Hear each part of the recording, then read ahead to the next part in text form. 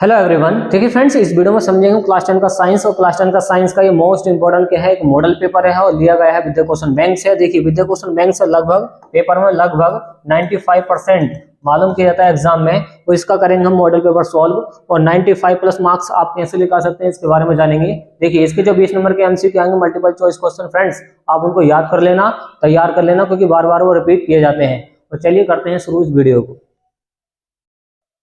Hello everyone. देखिए friends, ये है कक्षा 10 का विज्ञान का एक वार्षिक परीक्षा मॉडल पेपर है और यह है विद्या क्वेश्चन बैंक से लिया गया। जैसे कि आपको पता है कि 3 घंटे 15 मिनट आपको सॉल्व करने के लिए दिए जाएंगे और 70 नंबर का पेपर होगा। तो देखिए बोर्ड एग्जाम 2024 के लिए मोस्ट इंपोर्टेंट क्या है, एक मॉडल पेपर है। अगर आप 95 प्लस अंक लेकर आना चाहते हैं बोर्ड एग्जाम में, तो ज़्यादा से ज़्यादा ये मॉडल पेपर सॉल्व कीजिए, जिससे कि आपके नंबर इंक्रीज हो पाए बोर्ड एग्जाम में। तो देखिए इस मॉडल पेपर में कैसे कैसे क्वेश्चन आ रखे हैं, ऑब्जेक्टिव क्वेश्चन।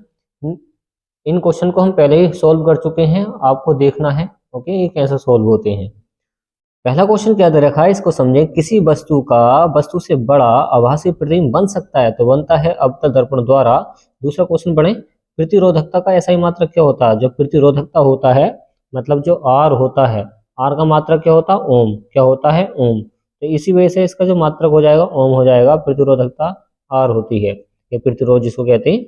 और तीसरा क्वेश्चन ये काफी आता है एग्जाम में कि टेस्ला बराबर होता है। एक टेस्ला किसके बराबर होता है, तो याद रखें एक टेस्ला जो बराबर होता है 1 वेबर बटा मीटर स्क्वायर के बराबर होता है। 1 वेबर बटा मीटर स्क्वायर के बराबर होता है।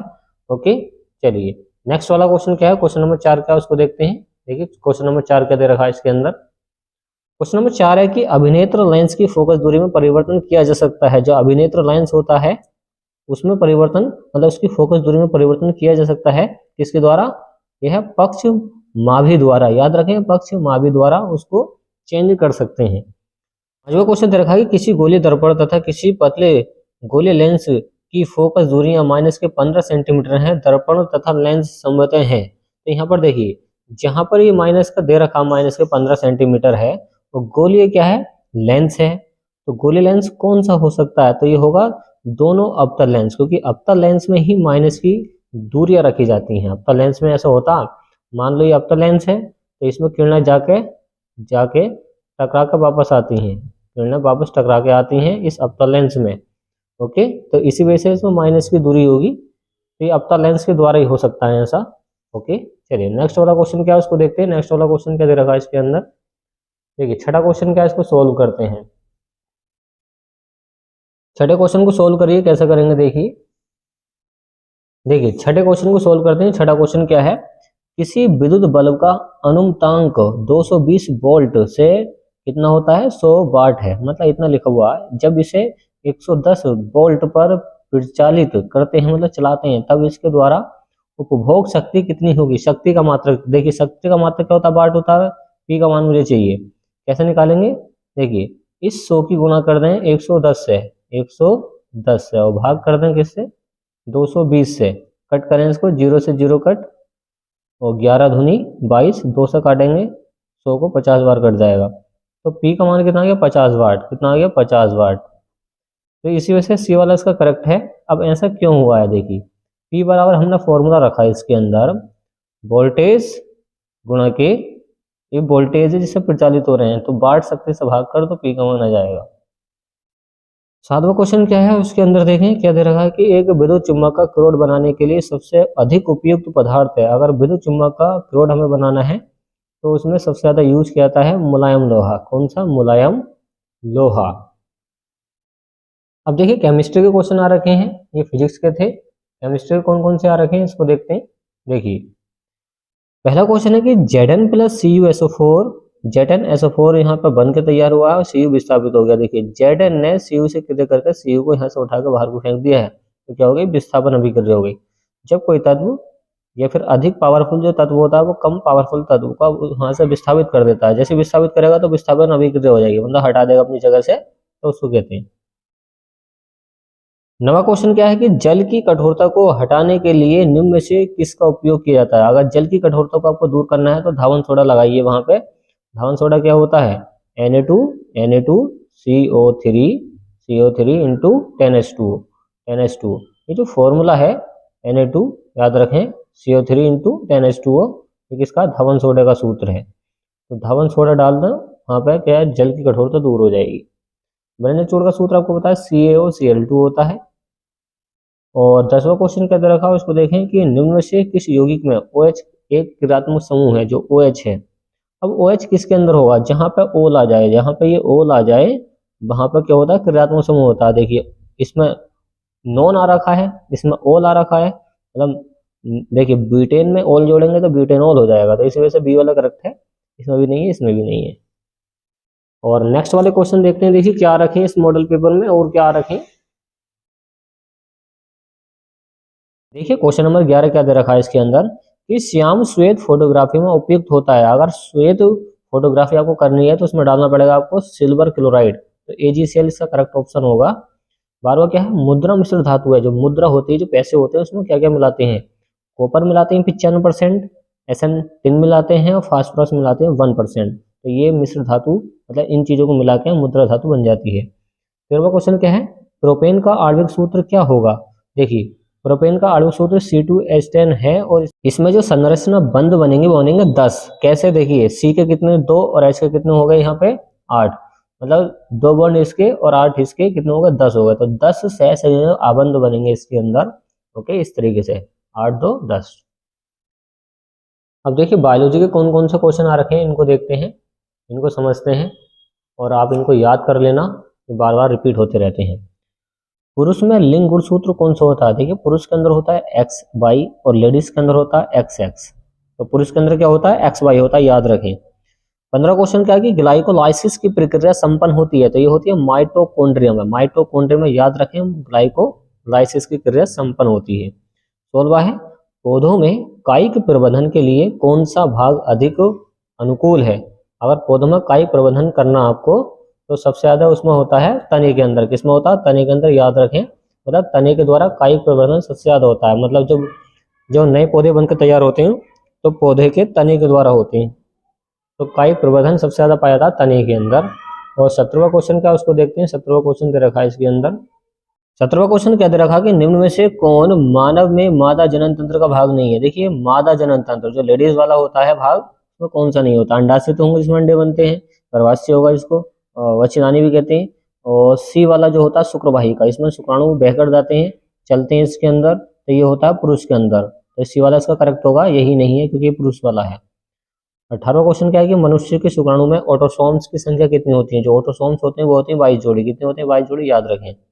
और 19वां क्वेश्चन क्या है कि निम्न में से कौन आहार श्रृंखला का निर्माण करता है। जो आहार श्रृंखला होती है इसका निर्माण कौन करेगा, घास।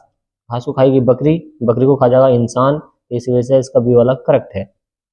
और 20वां क्वेश्चन क्या है इसको देखें। 20वां क्वेश्चन रखा है कि वे पदार्थ जो जैविक प्रक्रम द्वारा अपघटित हो जाते हैं कहलाते हैं, तो वो कहलाते हैं जैव निम्नीकरण।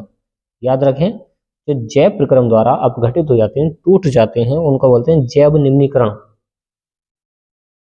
अब देखिए जो बड़े बड़े क्वेश्चन हैं, जो लॉन्ग क्वेश्चन है, शॉर्ट तो हो चुके हैं ये 20 नंबर का ऑब्जेक्टिव क्वेश्चन हो चुके हैं। अब देखिए खंड बा वाले कौन कौन से दे रखे हैं, वर्णनात्मक प्रश्न दे रखे हैं। वर्णनात्मक का मतलब है आपको थ्योरी लिखनी है चित्र बना बना के। तो इसमें लघु वाले क्वेश्चन देखे कौन कौन से आपको तैयार करने हैं।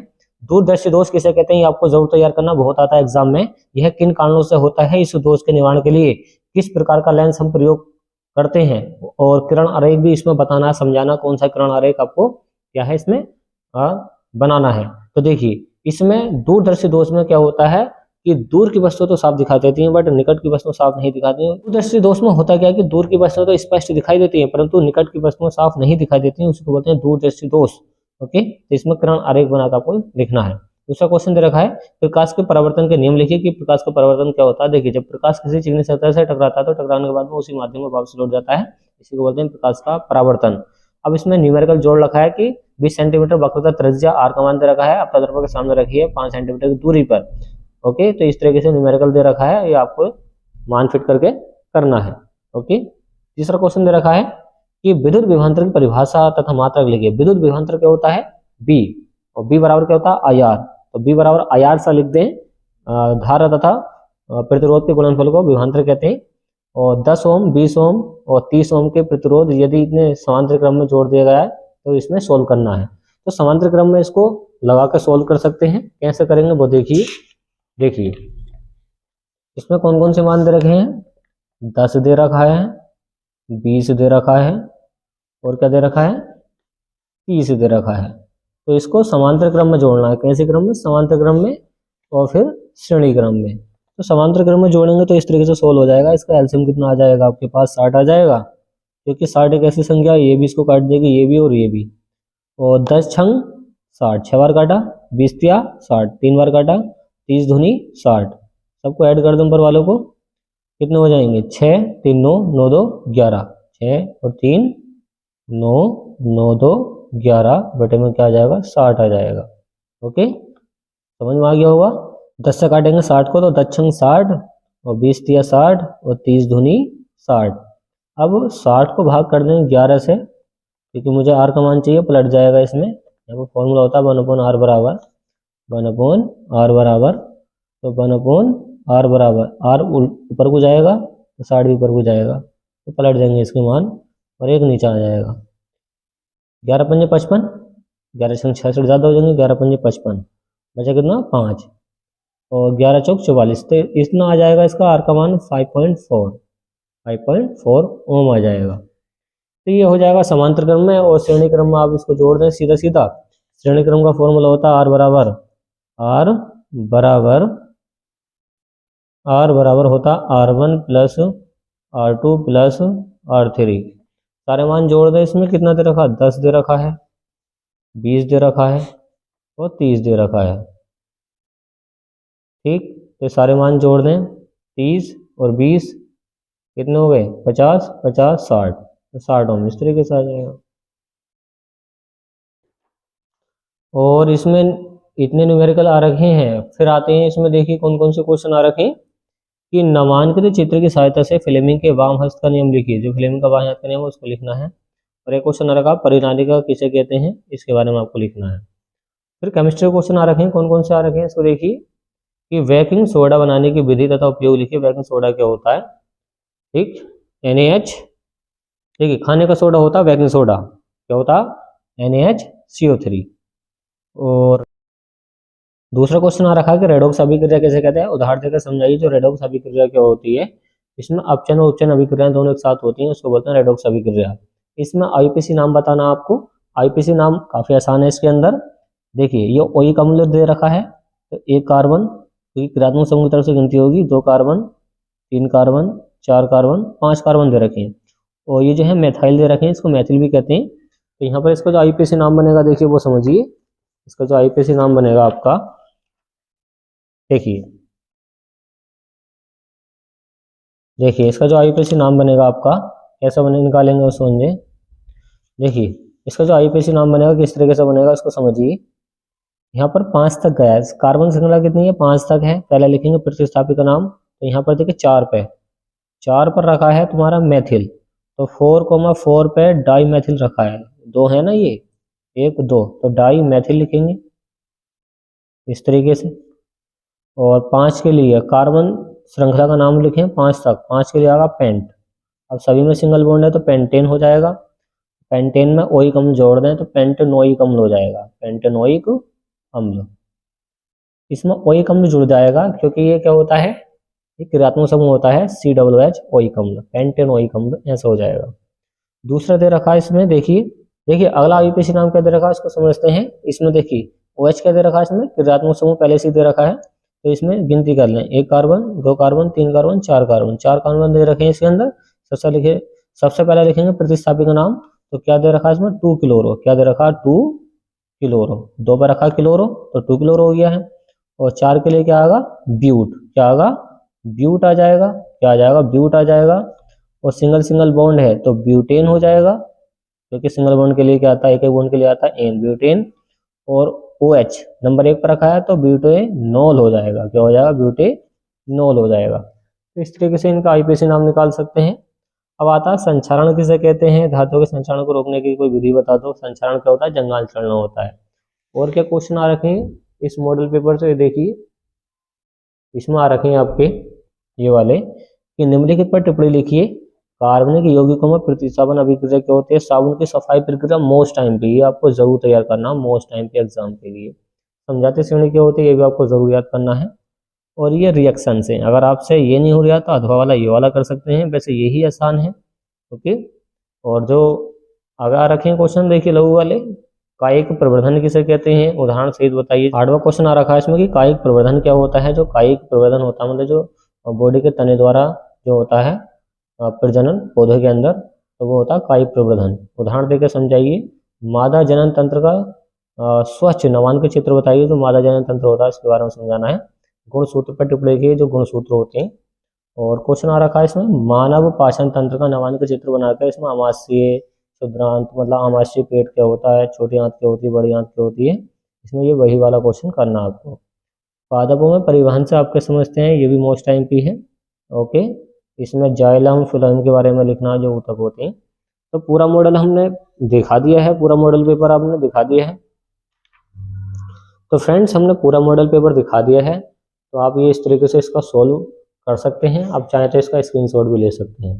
तो आप अगर स्क्रीनशॉट लेना चाहें तो इसका स्क्रीनशॉट लीजिए, देखिए इस फ्रेम का लीजिए स्क्रीनशॉट। ओके,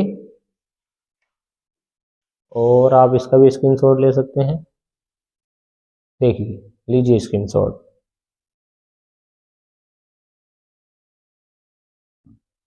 पूरे का स्क्रीनशॉट लीजिए और इसका भी स्क्रीनशॉट ले सकते हैं। तो फ्रेंड्स अगर आपको इसी तरीके की वीडियो चाहिए तो आप चैनल को सब्सक्राइब कीजिए, जिससे कि आपके नंबर इंक्रीज हो पाए, बढ़ पाए बोर्ड एग्जाम के अंदर। ओके, मिलते हैं नेक्स्ट वाली वीडियो के अंदर।